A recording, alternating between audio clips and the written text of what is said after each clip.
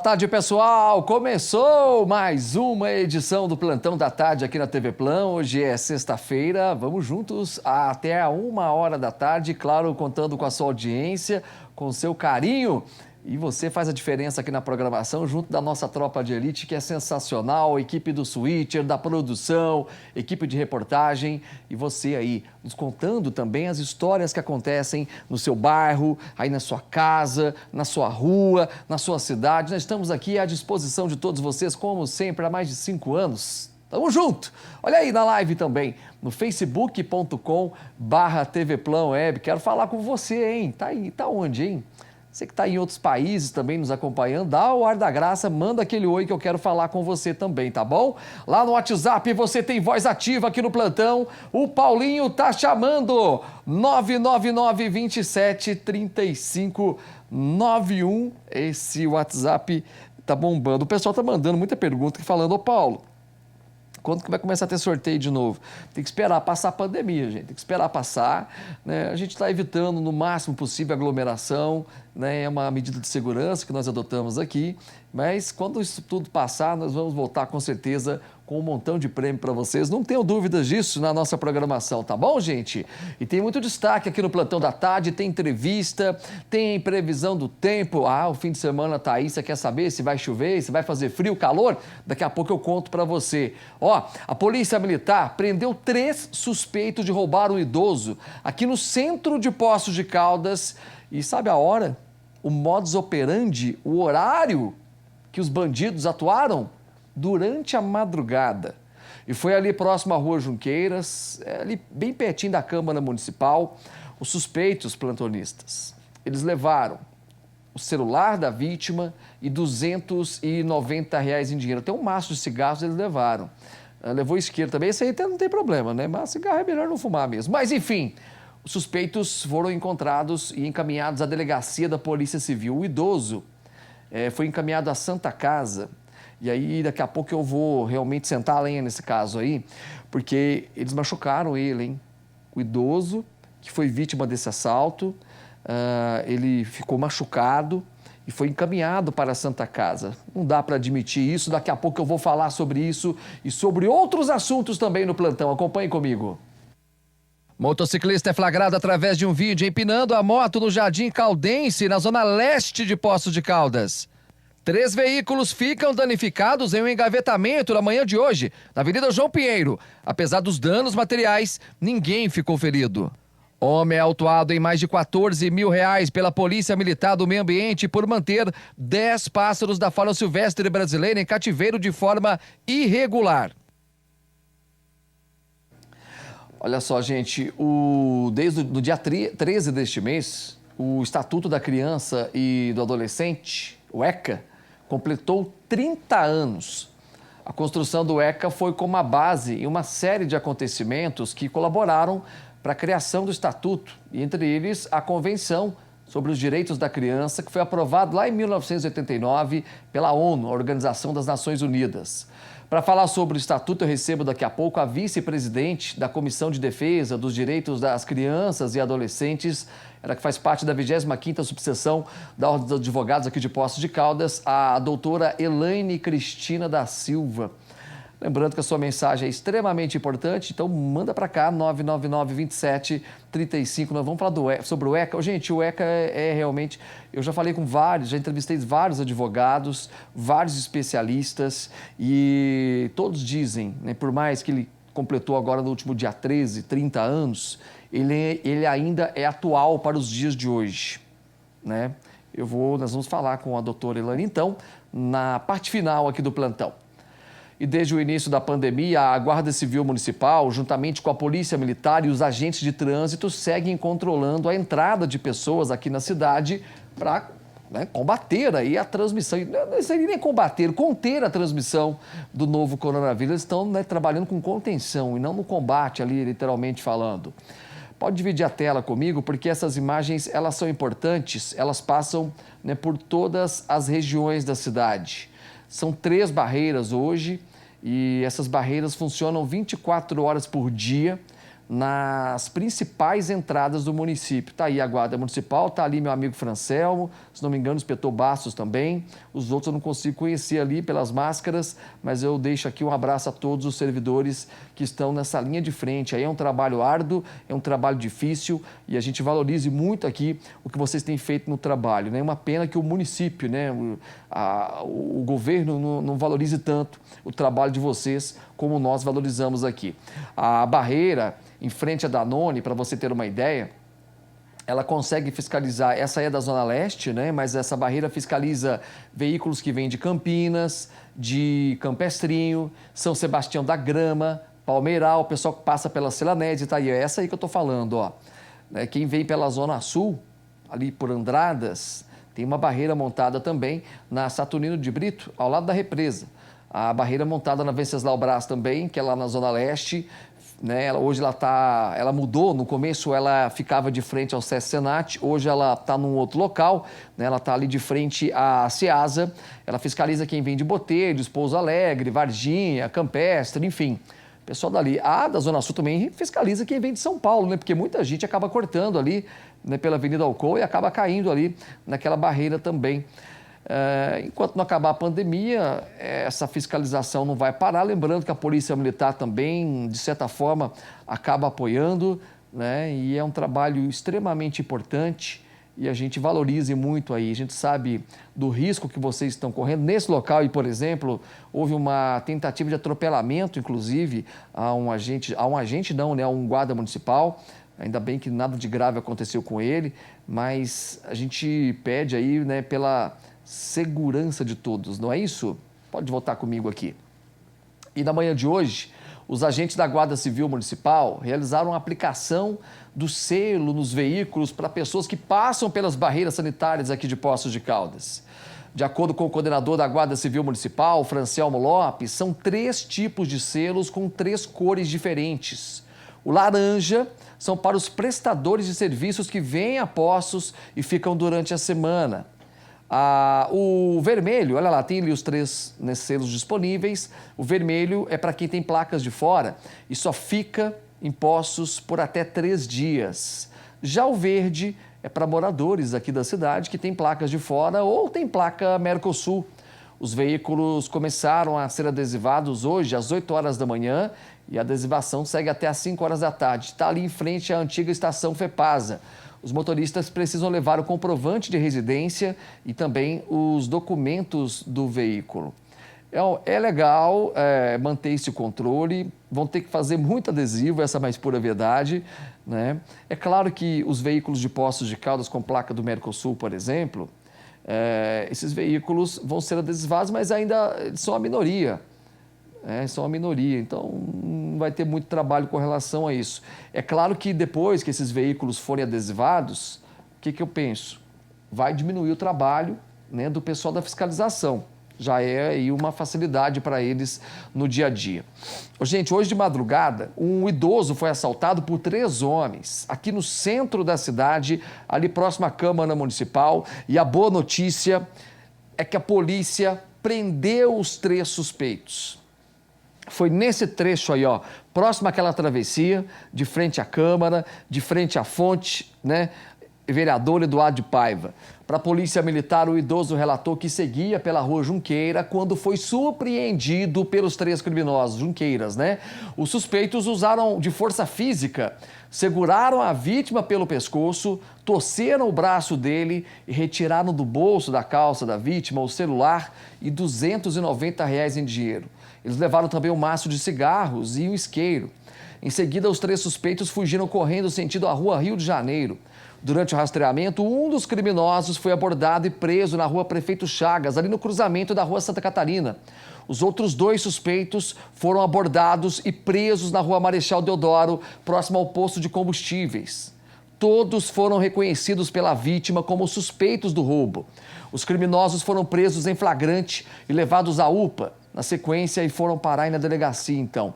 Olha, gente, o senhor, esse idoso, ele foi socorrido pelo SAMU, foi encaminhado à Santa Casa. Primeiro ele foi para a UPA, depois foi para a Santa Casa. Por quê? Ele sofreu uma fratura no braço esquerdo. Ainda segundo a Polícia Militar, somente o maço de cigarros foi encontrado com um dos rapazes.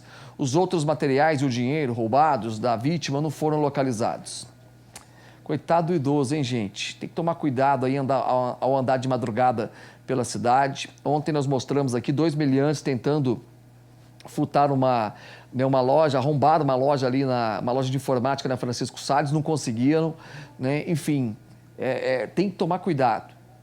Você vê que eles quebraram o braço de um idoso. Né? Tomara que fique um tempo na cadeia também essa turma aí, né?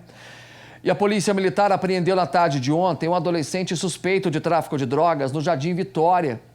A Polícia Militar realizou a operação. Olha só o pé de mandioca aí, hein, Marcinho? Olha lá a mudinha de mandioca. Onde era? Onde que foi isso aí? Vitória, em uma mata nas imediações do polo esportivo da rua Frederico Laier.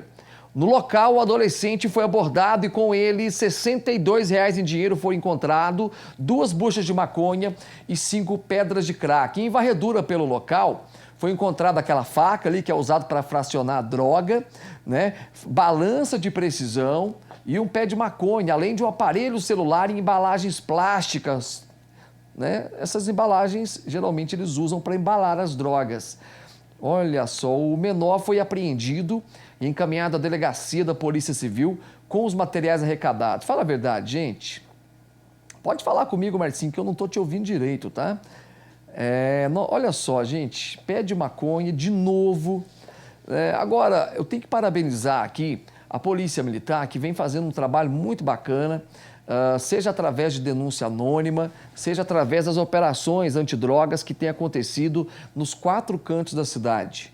Ontem eu recebi diversas imagens dessas operações. Essa semana teve uma operação muito interessante ali na zona oeste da cidade, no Vila Rica, onde, né, a equipe da Roca com os cães de faro atuaram lá, a equipe comandada pelo Tenente Edivaldo, o pessoal também da Cesta Brava apoiou nessa operação e aí acabou que muita droga foi retirada de circulação aqui em Poços de Caldas. Nesse caso aí, um pezinho de maconha, né? Você vê que até isso a moçada está fazendo.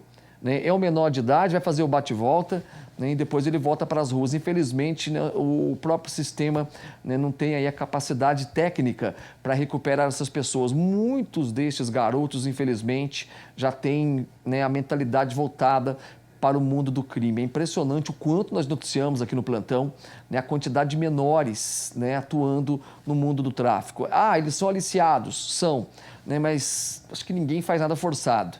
Olha, um homem é autuado em mais de R$ 14 mil pela Polícia Militar do Meio Ambiente por manter 10 pássaros da fauna silvestre brasileira em cativeiro de forma irregular. A apreensão ocorreu em uma casa lá na rua Vivaldi Leite Ribeiro, na Cascatinha. Os militares encontraram os 10 pássaros, sendo 3 canários da terra, 3 azulões, um pintacilgo, um coleirinha e um bico de veludo, além de um pintagol também. Todas as aves estavam sem documentação. Elas foram, né, como de praxe, avaliadas por um médico veterinário. O dono dos pássaros foi autuado em 3.900 unidades fiscal do estado de Minas Gerais. É dinheiro demais. Passa de R$ 14 mil, né? Mais precisamente R$ 14.475,24, além de ter sido preso pelo crime ambiental. Eu sou a favor de aumentar essa multa ainda, né? Porque, coitado dos pássaros, né, gente? Passarinho nasceu para viver na natureza, não é dentro de uma gaiola daquele jeito ali, não. Olha, se você está precisando de água na sua empresa ou residência, eu tenho uma dica bacana para você e a dica vem lá do Disque Água Lagoa Azul. Gente, essa equipe é maravilhosa, eles levam essa água de qualidade até você. Água mineral Poços de Caldas, olha lá, atendimento diferenciado, entrega rápida com a comodidade que você, amigo cliente, merece. Seja qual for a estação do ano, beber água é essencial para o nosso corpo. Então não se esqueça, água de procedência com aquele atendimento especial é no Disque Água Lagoa Azul. Fale meu nome lá, 3064-5292, 3414 9222 e, claro, no WhatsApp também, 99717 9222, 99717 9222. Disque Água, Lagoa Azul, mais um grande parceiro aqui do Plantão da Tarde. Um abraço para vocês, que atendimento, vocês são diferenciados realmente, parabéns, o local é super bacana, ali na Zona Leste, super indico para você, tá bom? Disque Água, Lagoa Azul. E agora tem a previsão do tempo aqui no Plantão, fim de semana chegando, vai fazer frio, sol ou chuva? Eu conto para você na sequência.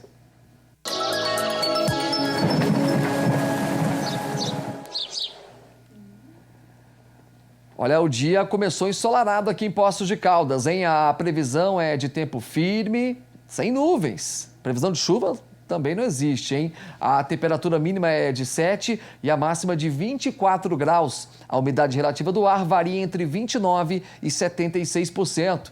Em Bandeira do Sul, a mínima é de 12 e a máxima de 25 graus. Dia de tempo aberto. Em Ipuiuna, a mínima será de 10 e a máxima de 24 graus. A umidade relativa do ar varia entre 34% e 90%. E essa é uma grande oportunidade para você adquirir produtos das melhores marcas e modelos com preço. Plantonistas, ó, lá embaixo. É hora da Papelaria Artipel aqui no Plantão, porque a equipe Artipel preparou essas ofertas, descontos em mochilas e lancheiras, descontos de até 20% para você. É uma linha imensa, você já sabe que a estrutura da Artipel é diferenciada, né? Você não pode ficar de fora. Paulo, não posso ir até a loja. Chama no WhatsApp que eles vão até vocês. 984683888, 984683833. Lá no Instagram tá demais, hein, gente? @Artipel Papelaria. Lembrando aqui dos dois endereços, Assis 674 e Rio de Janeiro 121. O tema agora é o boletim epidemiológico do estado de Minas Gerais. Infelizmente, o registro, né, é no aumento de mortes. Nosso estado registrou, nas últimas 24 horas, 77 mortes. O boletim foi divulgado há pouco pela Secretaria de Estado de Saúde. Ontem, eram 2.238 pessoas. Hoje, 2.315, como eu disse, um total de 77 mortes a mais. O estado chegou a 106.812 casos confirmados de Covid-19. Ontem eram 102.568, um aumento de 4.244 casos positivos no estado. Gente, vem na crescente também, né? O número de casos positivos vai aumentando e muito. O informe epidemiológico aponta que até o momento são 24.741 casos em acompanhamento. 79.756 pessoas foram recuperadas da Covid-19 no estado. Tenso, né, pessoal? Os números vão aumentando. Na minha opinião, houve uma falha grande do governo do estado. Ontem eu falei com o deputado Cássio, lá no Manhã Show da Band. Ele que é aqui da região de Passos, mas ele trouxe aí uma verba bacana para a Santa Casa e para o Santa Lúcia, na casa de R$1 milhão, né, conseguiu essa liberação. E até fiz um questionamento, né, já que ele está lá como deputado nos representando, né, quando eu digo nos representando, né, porque o deputado, independente se a gente votou nele ou não, ele tem a função de representar a população. E até questionei nele com relação à atitude do governo do estado nesse momento, né, do governador Romeu Zema, do Partido Novo. Faltou muita experiência no começo, né? Ficou batendo no peito de que Minas Gerais não tinha Covid, de que Minas Gerais não havia infectados. Né? Foi uma atitude extremamente errônea do governo do estado, haja vista que agora os números estão crescendo, não testaram como deveria ter sido testado no começo e agora o nosso estado está pagando por isso. Um erro de estratégia, né, do governo do estado, na minha opinião. E vamos falar de Poços de Caldas também. O número aqui na cidade também subiu de 371, né, para 371 casos. Esse é o boletim atualizado de ontem, né, no início da noite de ontem. Nós tivemos uma mudança também com relação ao percentual do público atingido. Vou falar sobre isso daqui a pouco. 290 pacientes são considerados recuperados. 65 deles seguem em isolamento domiciliar. 4 estão em unidade de terapia intensiva e 2 em leitos clínicos. 10 pessoas morreram aqui na cidade vítimas da Covid-19. Dos 371 casos positivos, está aí a mudança que eu disse, 50,1% são pacientes mulheres. É a primeira vez, né, que o público feminino toma a frente nesse percentual. Nada a comemorar, independente se é homem ou se é mulher, mas é importante destacarmos isso, porque a Covid, ela atinge a maioria dos homens no Brasil todo e no mundo todo está sendo assim. E aí, aqui em Poços de Caldas agora, né, esse número, esse percentual que chamou um pouco a atenção. A faixa etária de maior incidência é dos 40 aos 49 anos, o que corresponde a 25,8% dos casos. A taxa de ocupação de unidade de terapia intensiva nesta quinta-feira, né, no dia de ontem, estava em 21,5%. De 57 leitos, são 12 leitos ocupados, sendo 4 por pacientes confirmados e 8 por pacientes que aguardam o resultado de exame para confirmação do diagnóstico. A rede hospitalar de Poços também recebe pacientes de outras localidades. São 7 internações, 3 pacientes de Andradas, 1 de Campestre, 1 de Caldas e 2 de Santa Rita de Caldas. Lembrando que estes casos não são computados nas estatísticas locais referentes aos casos de números positivos. Bom, para a gente falar aqui também da testagem, que é importante. Aqui na nossa cidade, no nosso município, já foi realizado, somando rede pública e privada, 6.074 testes e exames. Tá aí. O aumento, né, o percentual das mulheres realmente chama atenção. Né, algo que foge do padrão do Brasil, inclusive. Aliás, ontem eu recebi uma informação de uma amiga que está, inclusive, internada em um hospital particular com Covid aqui em Poços. E a gente assusta, né? Quando a gente fica sabendo, poxa, um amigo, né? Olha, vamos falar da Santa Casa, gente. Ontem teve inauguração, ontem à tarde, da nova ala para atendimento de pacientes com a Covid-19. A ala D estava desativada há 7 anos. As obras começaram em abril. E todos os trabalhadores que participaram eram o quê? Voluntários. Ao todo, foram disponibilizados os 12 leitos. O Luiz Felipe Galo está chegando aqui no plantão. Boa tarde.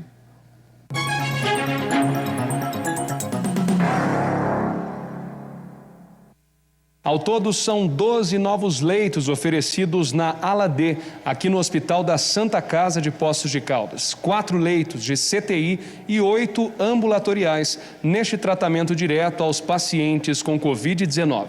Ela compõe muito bem a estrutura de saúde de Poços de Caldas para atender o Covid. Esta ala, que é a chamada ala das suítes, ela estava desativada há muitos anos. E, felizmente, quando o episódio da pandemia começou, aí nós falamos, vamos achar uma maneira de recuperar aquela ala, que é muito importante, uma ala grande.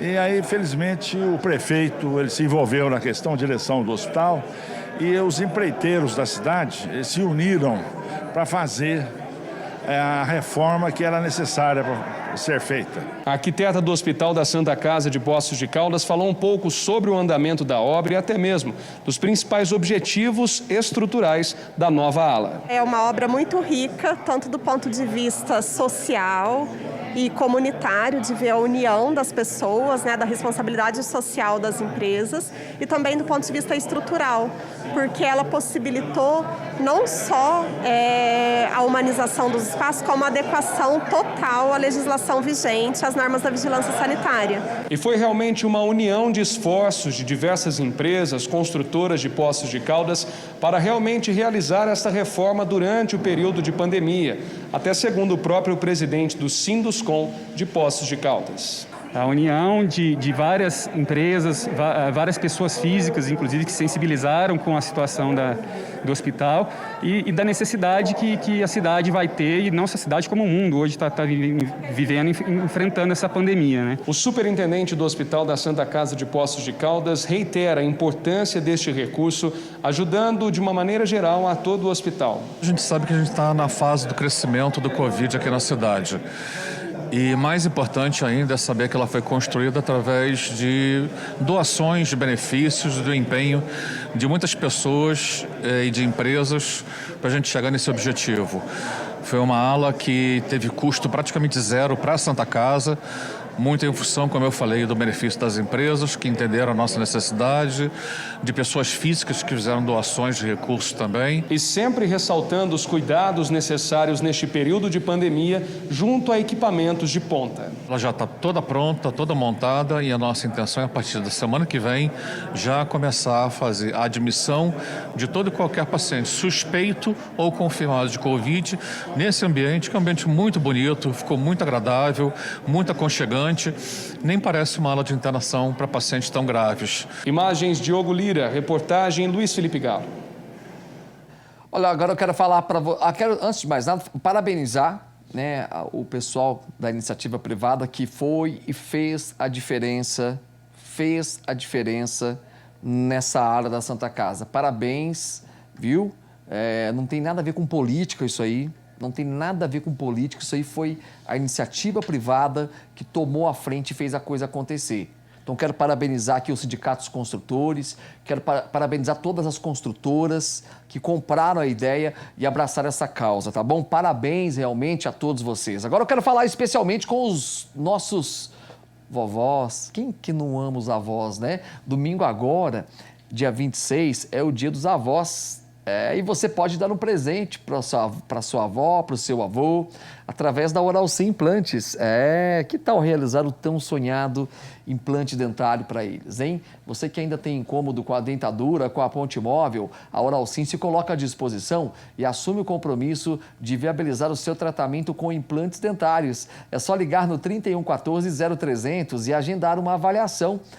Você que é neto, neta, filho, filha, anote aí, 3114-0300, atendimento humanizado com o carinho e o respeito que você merece. Aqui na Correia Neto 430, com unidade também em Pouso Alegre e em breve em Varginha. Oral Sim Implantes é parceira do plantão. Daqui a pouco a gente volta e eu vou falar de 3 veículos que ficaram danificados em um engavetamento hoje de manhã, lá na Avenida João Pinheiro. Até daqui a pouco.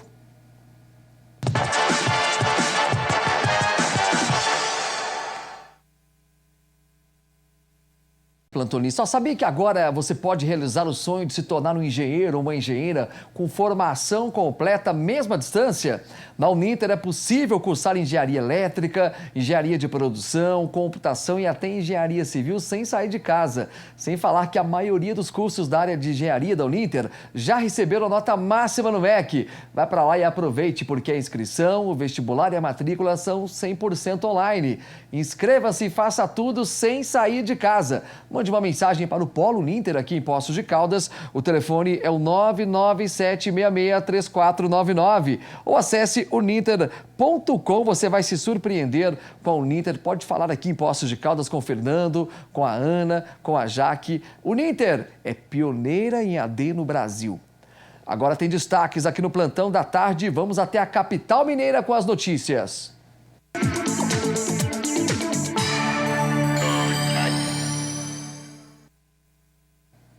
E o primeiro destaque da tarde vem do jornal O Tempo. Olha, gente, metade da população não terá acesso imediato à vacina. Primeiras doses devem chegar a brasileiros no segundo semestre de 2021. E a pandemia vai renovando aí uma cena independente.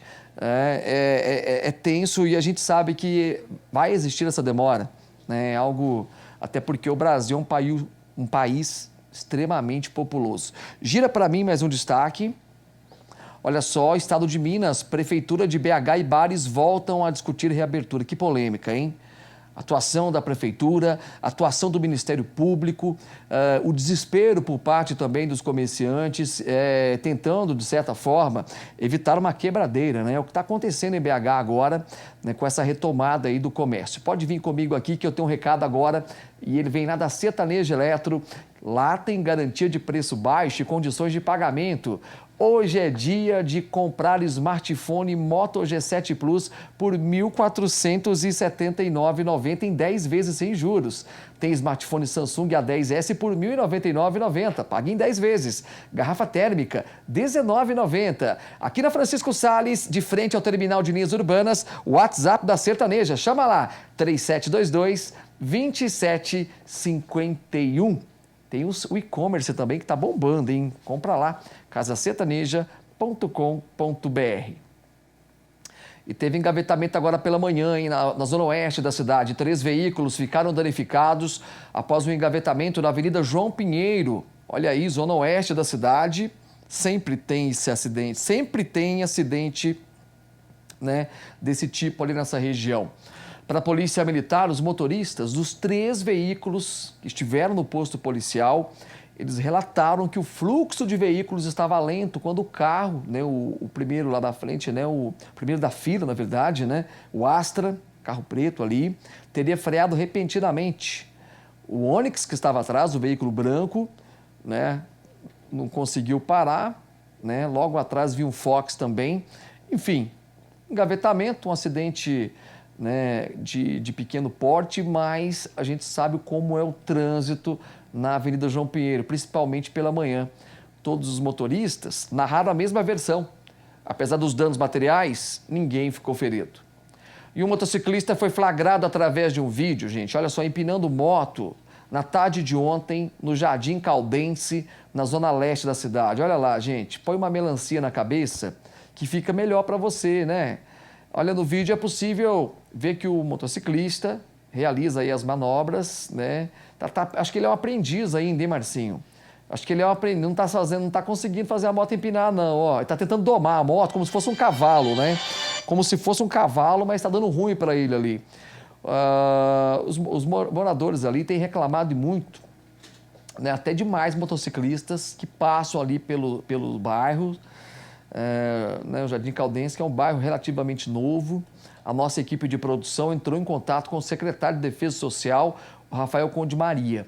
Por telefone, fomos informados que o caso, né, desse motociclista, se ele for flagrado por algum agente de trânsito ou pela Guarda Municipal, ou até pela Polícia Militar, ele pode ter o direito de dirigir suspenso, além de multa gravíssima no valor de R$ 293,47. O difícil é flagrar, né? O difícil é passar por lá uma fiscalização. E o Corpo de Bombeiros combateu um incêndio de grande proporção no bairro Santa Augusta. Olha, gente, de novo, em bairro Santa Augusta, eita, o que está acontecendo, hein? Muitas queimadas aqui em Poços de Caldas nesse período de seca, hein, gente? De acordo com populares, o incêndio teve início na manhã de hoje. Os militares foram acionados e seguem na área atingida combatendo a queimada. Aí. E tem prestação de serviços também aqui no plantão. Olha, segue desaparecida desde ontem à tarde a jovem de 18 anos, Andresa Cristina Pires Nicásio. Tá aí, Andresa, gente. De acordo com a tia da jovem, na tarde de ontem, ela teve um desentendimento com o irmão dela. Em seguida, ela pegou a mochila, R$20 e desapareceu. Ainda segundo a tia, a moça foi vista ontem à noite na Praça dos Macacos. Além disso, a mãe da menina recebeu uma mensagem via WhatsApp informando que a Andresa está bem. Até agora ela não retornou para casa, ela que é moradora do Vila Matilde. Olha, Andresa, se você está assistindo o plantão ou se alguém viu ela, entre em contato, tá? Com a sua mãe, ou você pode acionar até mesmo a polícia através do 190, tá bom? Volta para casa, tá certo? Agora tem o mercado financeiro aqui no plantão. O dólar comercial e turismo fechou o dia em alta, cotado a R$ 5,22, variação positiva de 0,31%. O euro também fechou o dia em alta, cotado a R$ 6,07, variação positiva de 0,53%. E tem também a cotação do café. O mercado cafeeiro fechou o dia em alta. A saca do tipo 6 bebida dura ficou cotada a R$ 525, variação positiva de R$ 2,00. No mercado futuro com vencimento em setembro, a saca de 60 quilos fechou o dia em baixa, cotado a $112,20, variação negativa de 30 centavos de dólar. Em uma ação conjunta com auditores fiscais do trabalho, os policiais da Delegacia de Poços de Caldas realizaram uma operação em apoio ao Ministério da Economia e o Ministério Público do Trabalho. A denúncia era apurar trabalho escravo em uma fazenda produtora de café na zona rural de Machado, vizinha aqui a Poços de Caldas. No local, segundo a Polícia Rodoviária Federal, foram encontrados 13 trabalhadores rurais exercendo atividades de panha de café sem condições exigidas pela legislação trabalhista. No início da operação, o alojamento foi interditado e os trabalhadores encaminhados para um hotel. Lá, eles aguardaram o encerramento dos acertos trabalhistas. Após o acerto monetário trabalhista, todos os trabalhadores foram encaminhados para a cidade de origem. Eles são de José Gonçalves de Minas, região norte aqui do estado. O auditor do trabalho, Alexandre Scarpelli, gravou um vídeo e você confere aqui no plantão. O Ministério da Economia, através da Inspeção do Trabalho, recebeu denúncia de trabalhadores em situação precária na cidade de Machado, na colheita de café. A equipe de fiscalização, com o apoio da Polícia Rodoviária Federal, se deslocou até ao sítio. Encontramos 13 trabalhadores em uma situação de trabalho sem água, sem locais adequados para a tomada de refeições nas frentes de trabalho. Não receberam equipamentos de proteção individual, estavam sem garrafões de água, não tinham como levar água para a frente de trabalho. Relataram para a gente também que não estavam recebendo salários regularmente. Em inspeção também fomos ao alojamento desses trabalhadores, onde encontramos uma situação de bastante sujidade, colchões inadequados, falta de roupa de cama adequada às condições climáticas da região, alimentos misturados com roupas, com os pertences dos trabalhadores. Então, devido a toda essa situação de degradância, de quebra da dignidade do trabalhador, foi declarado como trabalho escravo e foi feito então um resgate de 13 trabalhadores no município de Machado. Esses trabalhadores já receberam suas verbas rescisórias, foi encerrado o contrato de trabalho, receberam as verbas rescisórias que somadas aproximadamente deram um valor de R$100 mil. E esses trabalhadores agora estão retornando para suas residências, onde eles também vão receber 3 parcelas de seguro-desemprego do trabalhador resgatado. E a equipe de fiscalização agora continua relatando a situação, lavrando os autos de infração referentes a essa operação. E é isso, basicamente. Estamos sempre atentos aí às situações que estão acontecendo aqui na nossa região para evitar e combater esse tipo de irregularidade. E neste sábado, dia 25 de julho, é comemorado o Dia do Motorista. E para celebrar a data, a Polícia Rodoviária Federal, junto com o SEST e Senat, vai realizar uma ação no posto da PRF. Os motoristas que passarem por lá vão receber um kit com brindes e também a bênção de um padre. A nossa equipe está chegando aqui no plantão, o repórter Luiz Felipe Galo. Neste sábado, dia 25 de julho, é dia do motorista. Uma data que, acima de tudo, se é colocada em prática a conscientização, a direção defensiva.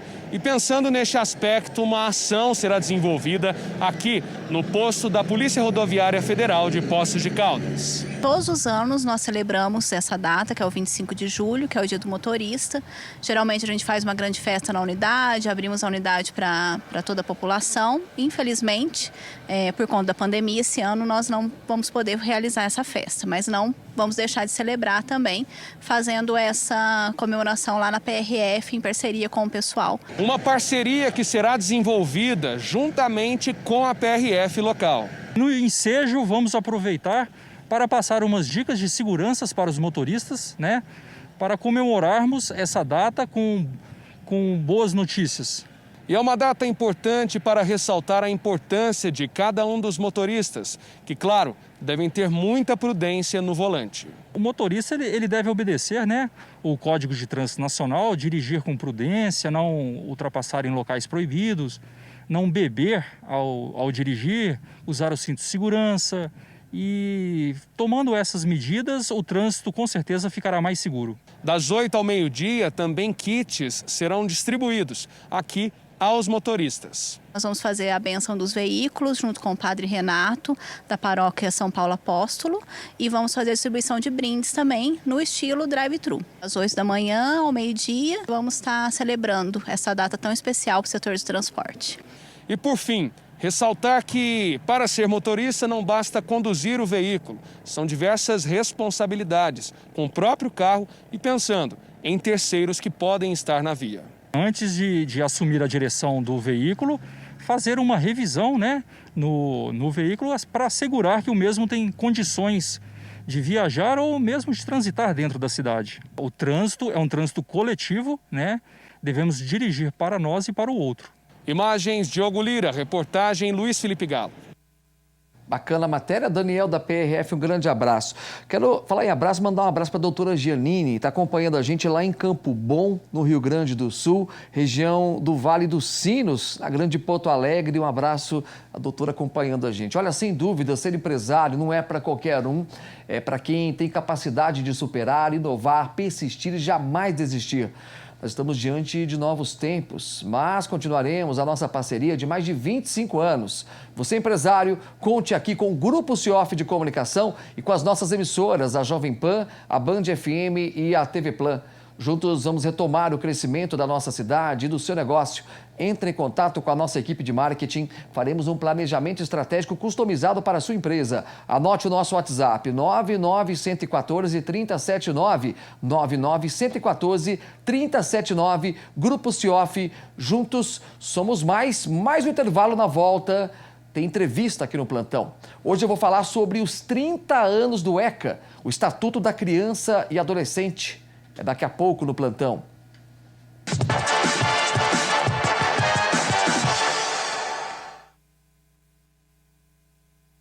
Este mês, o Estatuto da Criança e do Adolescente, o ECA, completou 30 anos. A construção do ECA foi com base em uma série de acontecimentos que colaboraram para a criação do Estatuto. Entre eles, a Convenção sobre os Direitos da Criança, aprovada em 1989 pela ONU, a Organização das Nações Unidas. Para falar sobre o Estatuto, eu recebo agora a doutora Elaine Cristina da Silva, ela que é vice-presidente da Comissão de Defesa dos Direitos das Crianças e do Adolescente, da 25ª subseção da Ordem dos Advogados aqui de Poços de Caldas. Doutora Elaine, boa tarde, bem-vinda ao Plantão, muito obrigado por atender o nosso convite. Boa tarde a todos. Gostaria de agradecer a oportunidade de falar sobre um tema que me é tão caro e é tão importante para a sociedade. ECA completou 30 anos no último dia 13. Poderíamos dizer que ele é um jovenzinho ainda, devido às leis? Seria um tema atual para o momento ainda? Sim, com certeza. Embora a gente possa pensar que o lapso de 30 anos seja um considerável, um período grande, mas para fins legislativos é considerado ainda uma legislação muito, muito jovem, Nós estamos ainda aí com uma legislação adolescente em constante desenvolvimento. Como que vocês atuam aqui em Poços de Caldas? Bom, a Comissão de Defesa do Direito da Criança e Adolescente, ela tem feito alguns movimentos no sentido de promover o conhecimento sobre esses direitos, Trabalhamos também em parcerias com o CMDCA, que é o Conselho Municipal de Direito da Criança e do Adolescente, e quando solicitados também pelo próprio Conselho Tutelar, com parcerias com escolas e outras instituições, visando tanto a garantia dos direitos como a promoção também do conhecimento acerca desses direitos. É difícil fazer isso acontecer no dia a dia, Porque às vezes o Estado não dá essa garantia toda de fazer a lei realmente acontecer. Sim, sim. É porque nós precisamos ter em mente que, embora nós tenhamos uma legislação considerada muito avançada, inclusive a nível internacional, a lei por si só ela pouco tem a fazer.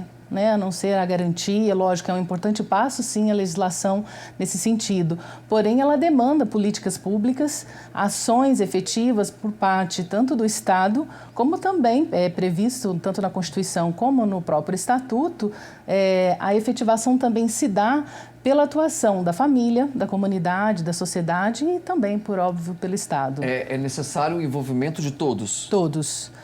E essa rede, ela é muito importante, porque, como a gente pode observar nas legislações anteriores, o Código de Melo Matos ou o Código de Menores, a gente via que a atuação era muito focada no juiz, no poder do Estado e juiz. Então, e isso não era efetivo. Então, quando a gente fala em avanço da legislação, com a promulgação do ECA, a gente verifica que esse avanço ocorreu porque trouxe para o comprometimento, para essa ação de efetivação dos direitos da infância e da adolescência, outros atores. Como eu disse, a família, a comunidade, o Estado, uma ação conjunta mesmo. Eu tenho perguntas aqui. A Ana Luísa Figueiredo está aqui na área central da cidade. Ela pergunta, doutora, quais são os principais avanços do ECA ao longo dos 30 anos? Bom, perdão, como é o nome mesmo? Ana, obrigada pela pergunta. E, assim, eu considero que houve muitos avanços, né? A gente pode dizer, por si só, a legislação ela já é uma legislação, como eu disse, muito avançada. Até para outros países. Sim, com certeza. É considerada uma das legislações direcionadas à criança e ao adolescente mais atualizadas e avançadas do mundo. Então, quando a gente pensa em avanço, desde que o ECA foi promulgado em 90, muitas alterações foram feitas, porque por óbvio que o direito ele vai mudando de acordo com o contexto, né, com a evolução histórica da sociedade. Então, muitas adequações foram feitas. Então, com relação aos avanços, o que eu poderia dizer? Desde o início, quando ele rompe com aquela que nós no direito denominamos teoria teoria da situação irregular, onde o Estado e o direito da criança e do adolescente, ele ia simplesmente tutelar objetos de direito, ao qual eram consideradas as crianças e os adolescentes, né? E isso numa visão assistencialista, ou seja, não eram para todas as crianças e para todos os adolescentes, mas para aqueles que eram considerados, né, delinquentes ou que estavam em uma situação de abandono, por exemplo. Então, houve o Estatuto da Criança e Adolescente, ele avançou no sentido de tornar essas crianças e esses adolescentes como sujeitos de direitos, né? Então, de uma maneira geral, e tratando eles na situação a que eles se enquadram, que são sujeitos de direitos, mas pessoas em desenvolvimento. E essa situação peculiar de pessoas em desenvolvimento é que garante a eles um tratamento diferenciado e priorizado. Isso está voltado para tudo, doutor? Maus tratos, o aliciamento de menores, trabalho escravo também. Sim. Ele engloba todo esse contexto. Todo esse contexto, né? E também nessa linha de raciocínio, também a gente pode dizer que houve avanços, por exemplo, com relação aos maus tratos, que você traz aqui, teve a lei da palmada, né? Que é a do menino Bernardo, que justamente para evitar esses maus tratos, né, que normalmente são reconhecidos como forma de educação, né? Então a lei ela vem resguardar o direito da criança e adolescente contra esses maus tratos. Com relação à própria questão do trabalho infantil também, né, que vai fazer essa limitação, que na verdade não se pode trabalhar aquele adolescente, né, ou a criança que tem idade inferior aos 16 anos, salvo na condição de aprendiz a partir dos 14, né? E aí a gente vai ter exceções, que é, por exemplo, no caso do trabalho artístico, esportivo, que eu digo que são exceções porque carecem de autorização judicial, né, da participação do judiciário nesse sentido, para verificar se todos os direitos da criança e do adolescente estão sendo resguardados. Eu vou tocar num ponto, doutora, extremamente polêmico. Eu acabo falando desse tema todos os dias aqui no programa, né, principalmente na edição do Plantão da Noite, que tem uma editoria mais voltada, né, para o noticiário policial, que é, infelizmente, o adolescente no tráfico de drogas, né? A gente fala, mas ele sabe o que está fazendo. Independente disso, né, se ele sabe o que está fazendo ou não, ele está sendo, na maioria das vezes, imagino eu, aliciado por uma outra pessoa, né? A gente imagina que deve ser uma pessoa maior de idade. Quais são as responsabilidades nesse caso? E os pais desses adolescentes, né, que estão nas ruas? Eles podem, de certa forma, também serem responsabilizados? Sim. Inclusive, é algo que a gente precisa assim, deixar muito claro, porque, por vezes, há uma interpretação equivocada que o Estatuto da Criança e do Adolescente é uma lei paternalista, né? De passar a mão na cabeça do adolescente. Então, é comum a gente ouvir, o Estatuto só protege a criança ou o adolescente, né? E, muitas das vezes, o adolescente fala, eu sou menor de idade, né? E então você não pode me prender. Mas eu digo que seria uma visão equivocada, porque, na verdade, o Estatuto ele prevê, sim, a responsabilização dos adolescentes. Com relação às crianças, como você mesmo disse, os pais, na verdade, serão responsabilizados, porque, mais uma vez, como o Estatuto e a própria Constituição incumbe a família, a sociedade e o Estado a garantia do direito da criança e do adolescente, então nós também somos responsáveis. Então a família, os pais também são responsáveis por isso. Então, se essa criança, esse adolescente está numa situação de abandono, é preciso que se verifique como isso está ocorrendo, né? E se tratando de crianças e adolescentes, nesse caso específico de abandono, é preciso que os pais sejam responsabilizados nesse sentido.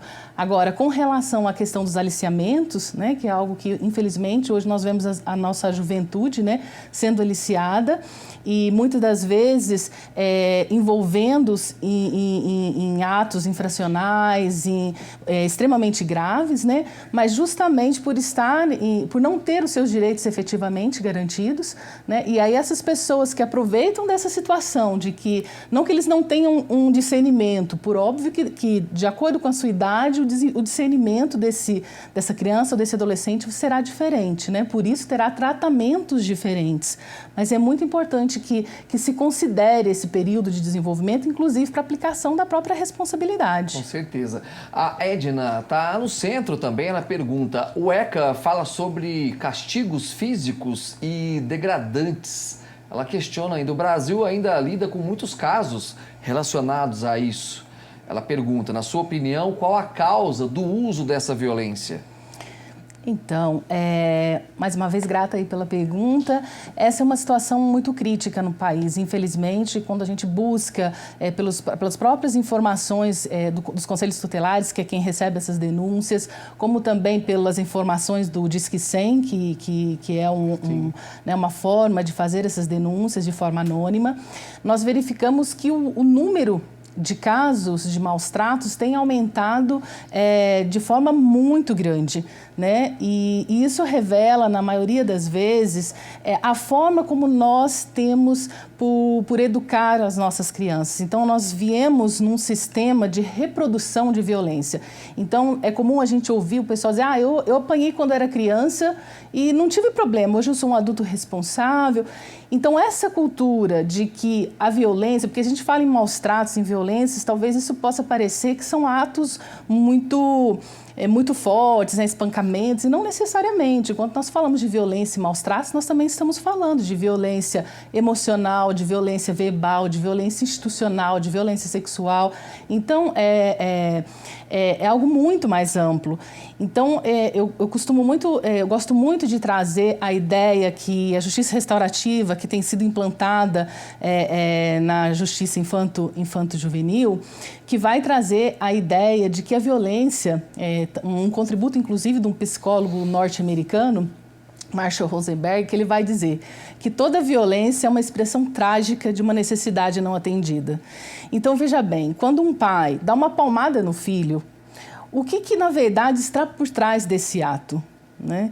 Qual necessidade desse pai não está sendo atendida para que ele precise agredir seu filho? Então, quando a gente pensa nesse sentido, você fala, mas que coisa doida isso, eu estou querendo educar meu filho e ela falando de necessidade, mas o que está por trás? A necessidade do pai, talvez de respeito, de educação para os filhos. E quando a gente pensa sob essa perspectiva, a gente tende a mudar as estratégias como a gente faria para atender essas necessidades. Então, se eu preciso de respeito, eu não preciso dar uma palmada no meu filho, né? Eu posso utilizar de outras estratégias. O poder do argumento seria a principal delas. Sim, com certeza. Muito bem. Né? E até se a gente for pensar a nível de responsabilização, de responsabilidade, para que uma criança e o adolescente possa entender quais são os vieses daquele ato que ele cometeu e que gerou, de alguma forma, algum dano, é preciso que ele compreenda, é preciso que ele seja esclarecido isso, né? Daí o papel da importância do diálogo nas relações familiares, institucionais, de forma geral, né? Isso é importantíssimo. Eu quero agradecer a presença da doutora Elaine para falar, né, dessa data tão importante, né? Assim como a gente fala da Lei Maria da Penha, o ECA também, que é bem mais... a Lei Maria da Penha tem 13, 14 anos aí de vida, né? O ECA já com 30 anos, né, que a gente possa, né, doutora, né, botar essa lei em prática, quanto mais, que o Estado também possa dar essa garantia, né, para que tudo aconteça da melhor forma. Muito obrigado e até a próxima. Eu que agradeço. Até a próxima. Até. Olha só, eu volto hoje às 7 horas da noite ao vivo com a edição do Plantão 47. Até lá!